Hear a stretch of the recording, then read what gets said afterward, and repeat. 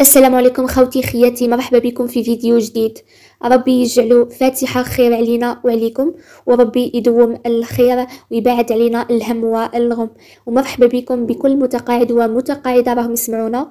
رانا اليوم جينا نحكيو على موضوع يهم بزاف ناس، موضوع حساس يمس لقمة العيش تاع الناس خدمت بلادها سنين وسنين، المتقاعدين وتخفيض الضريبة والقرارات الجديدة اللي راهي طالعة في الساحة، خصوصا ما يخص قطاع التربية والتعليم. أول حاجة لازم نوضحوها إنه القرار تاع تخفيض الضريبة ماهوش حاجة بسيطة ولا قرار عشوائي، هذه خطوة مدروسة من الحكومة.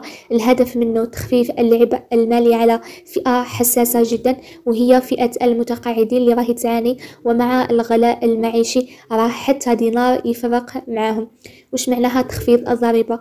معناها دراهم أكثر في الجيب، معناها اللي كان يتقاضى 4,250 ألف راهو يعني يقطعوا له نسبة معينة. اليوم مع القرار هذا راح تولي تجيه زيادة مباشرة بلا ما يروح يعني جزء منها للضريبة. صح مش كل المتقاعدين، بصح الشطر اللي راهو بين 4,250 حتى 15 مليون راهم معنيين بشكل كبير، واللي تحت 3 ملايين ما راهش أصلا تمسهم الضريبة أصلا، يعني ما راح يتغير عندهم والو، وهذا أمر معروف ومفهوم. لكن التحليل الأهم هو علاش الحكومة دارت هذه الخطوة، وش راهي الرسالة اللي راهي تبعث فيها للمتقاعدين.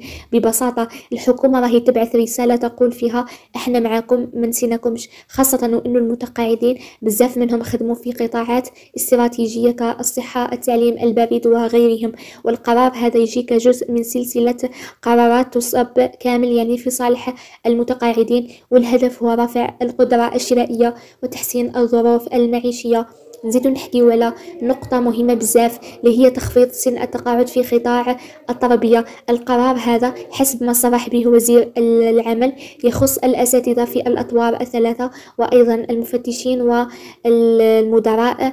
وأيضا وش معناها ناس خدموا في ظروف صعبة، تعبوا، وراه اليوم باش يستراحوا قبل ما يوصلوا 60 سنة. الراجل يعني يقدر يخرج تقاعد على 57 سنة، والنساء على 52 سنة، وهذه خطوة جريئة وخدمت لصالح الأسرة التربوية. لكن خليني نحلل معاكم قرار تخفيض السن من جانب اقتصادي واجتماعي. من جهة القرار حيفتح مناصب الشغل جديدة للشباب، حيكون فيه ضخ دماء جديد في المنظومة التربوية، ومن جهة أخرى راهو يكرم الناس اللي ضحات ويقولهم الراحة حقكم، وهذا فكر جديد في سياسة التسيير العمومي، لأنه ماشي ديما الحكومة تعترف بأن التعب والإرهاق الوظيفي سبب كافي للخروج المبكر. وهنا نحب نرد على الناس اللي تقول علاش قطاع التربية فقط وعلاش ما يعطيوش يعني تخفيض السن للجميع. نقول لكم قطاع التربية هو العمود الفقري تاع البلاد، واللي يبني الأجيال ويغرس القيم. ومعروف الضغط النفسي والذهني اللي يعانوه الأساتذة يوميا.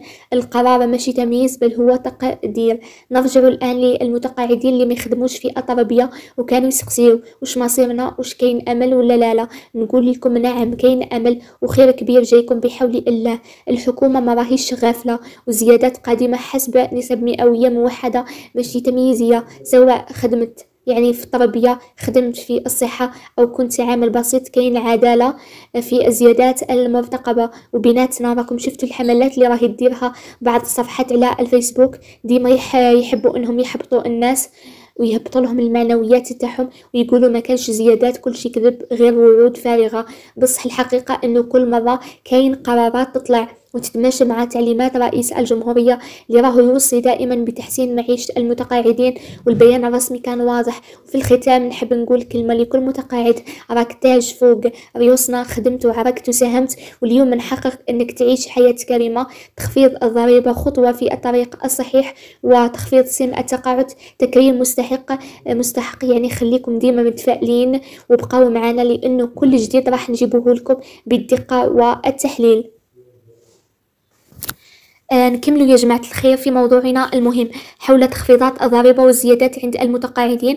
وندخل الآن في نقطة حساسة جدا، وهي قانون تخفيض سن التقاعد بالنسبة لقطاع التربية. وشحال من واحد يعني راهو يخلط الأمور بين التقاعد النسبي والتقاعد المسبق والتقاعد بعد 32 سنة خدمة فعلية. حبيت اليوم نشرح لكم وحدة بوحدة باش يولي كل شيء واضح. أولا الفرق بين التقاعد النسبي والتقاعد المسبق. في القانون القديم كان عندنا ما يسمى بالتقاعد المسبق.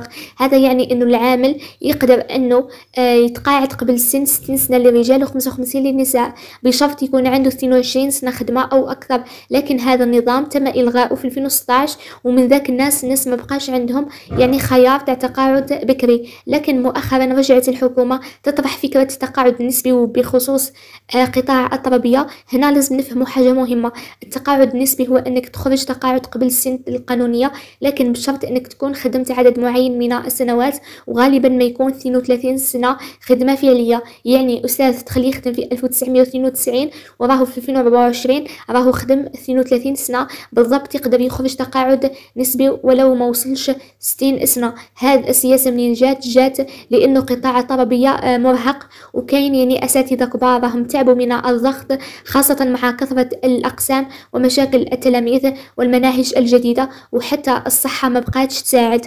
الحكومة قررت انه تفتح لهم الباب باش يخرجوا، وفي نفس الوقت تعطي يعني فرصة للشباب باش يدخلوا يخدموا في تعليم عفوا، لانه كاين أزمة بطالة. لكن كاين شروط. الخدمة لازم تكون فعلية، ماشي فيها عطلة بدون أجر طويلة، ما يكونش عندك غيابات غير مبررة أو تأديبية كثيرة. لازم تكون المصلحة اللي راك تخدم فيها ما راحش تتضرر بالخروج تاعك. ثانيا، هل التقاعد النسبي يستفيد من نفس التخفيضات والزيادات؟ هنا نوصلكم لواحد النقطة مهمة بزاف. نعم، المتقاعد النسبي يستفيد كما المتقاعد العادي من التخفيضات الضريبية وزيادات الحكومة، لكن في الأخير راهو متقاعد يعني كامل الحقوق. لكن علاش بعض الناس قالوا ما وصلتناش زيادات المتقاعدين؟ ما راهيش تعني زيادة مباشرة في الراتب، مرات تكون عن طريق تخفيضات ضريبية. مثلا واحد كانوا يقتطعوا له 800 ألف شهريا كضريبة ERG، بعد القرار الجديد ولات يعني 400 فقط، يعني راهو يربح 400 شهريا. بصح هو ما يشوفهاش زيادة في الراتب، يشوف باللي الراتب ما تبدلش.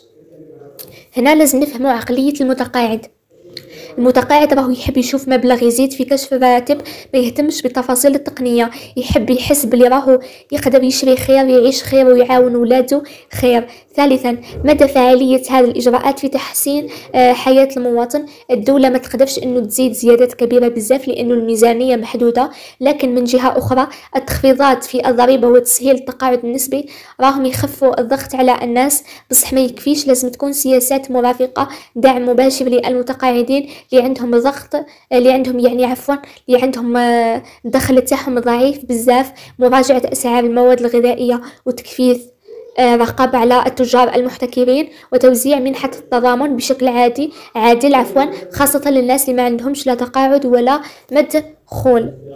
الخلاصة أن التخفيضات الضريبية والتقاعد النسبي والمراجعة المتواصلة لقانون المعاشات كلها خطوة في الاتجاه الصحيح، بصح مازالت تحتاج متابعة وشفافية وتطبيق فعلي على أرض الواقع. خليكم معايا في التعليقات وجاوبوني على وش رايكم في التخفيض الضريبي، وشنو رايكم في طريقة تعامل الحكومة مع فئة المتقاعدين، وهل أنتم يعني أو أولياءكم حسيتوا فعلا بتغيير إيجابي. شكرا لكم على المشاهدة، ونشكركم على مشاهدة الفيديو. نتلاقاو في فيديوهات جديدة إن شاء الله، والسلام عليكم.